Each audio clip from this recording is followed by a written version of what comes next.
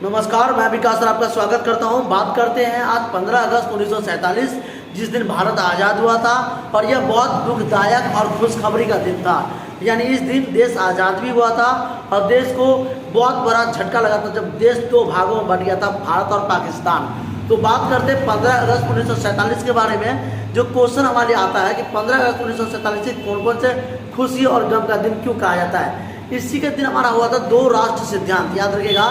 15 अगस्त 1947 को देश आज़ाद हुआ था और इसी के दिन द्विराष्ट्र सिद्धांतों की उत्पत्ति हुई थी जिसमें भारत और पाकिस्तान दो भागों में बट गए थे। आप जानते होंगे जब देश आज़ाद हुआ था तो सुखदेव, भगत सिंह, राजगुरु, कई सारे क्रांतिकारियों ने अपनी जान को बलिदान दे दिया था। कई सारे लोग मौत के नींद सो गए थे। कई सारे देशों ने आज़ादी के लिए हंसते हंसते फांसी पर चढ़ गए थे। उसी तरह से बात करते हैं 1947 में आपका बहुत दर्द और दुखदायक रहा था। और बात करते हैं एक तिरंगे झंडे के बारे में। आप जानते होंगे तिरंगा कहने का अर्थ होता है हमारा छोटा सा तिरंगा, लेकिन ये बहुत ज़्यादा इम्पोर्टेंट है हमारे लिए। इसमें 3 रंग होते हैं और इसी के आधार पर इस देश की मान 3 रंगों से जुड़ा हुआ है। आप जानते होंगे ये अशोक चक्र है जिसे कहते हैं। अशोक चक्र जो होता है हमारा वो 24 होता है। इसमें तिल्लियाँ, ये 24 घंटे को दर्शाता है, दिन और रात को। याद रखिएगा, दिन और रात को दर्शाता है। 24 तिल्लियाँ हैं और इसी तिल्ली में जो 24 तिल्ली जो होती है हमारे दिन रात को दर्शाता है अशोक चक्र।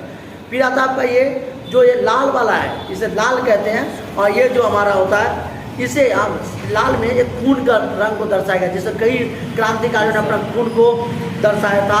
इसे हम आम भाषा में संतरी भी कह सकते हैं, लेकिन ये कई सारे लोगों ने खून की नीति को दर्शाया था। उसके बाद आपका आता है ये शांति का नीति को दर्शाता है सफ़ेद। जब हम किसी पत्र में, त्याग पत्र में कोई लेटर लिखते हैं तो ये सफ़ेद पत्र में, तो सफ़ेद जो होता है हमारा शांति का प्रतीक है।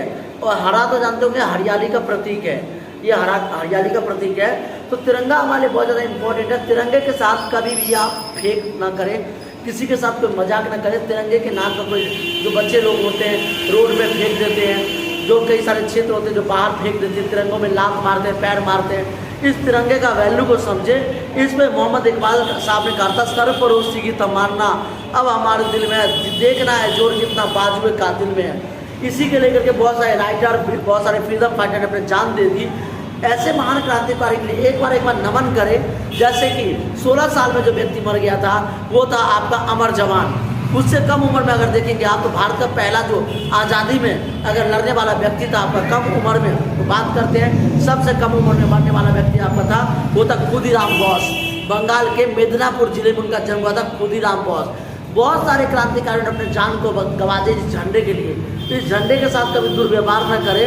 देश की आज़ादी बनाए रखने में आप भारत के साथ एक कदम से कदम मिला के चले, शांति रखें, धर्मों के लेकर के, जाति को लेकर के कभी भी वाद विवाद न करें। जय हिंद, जय भारत।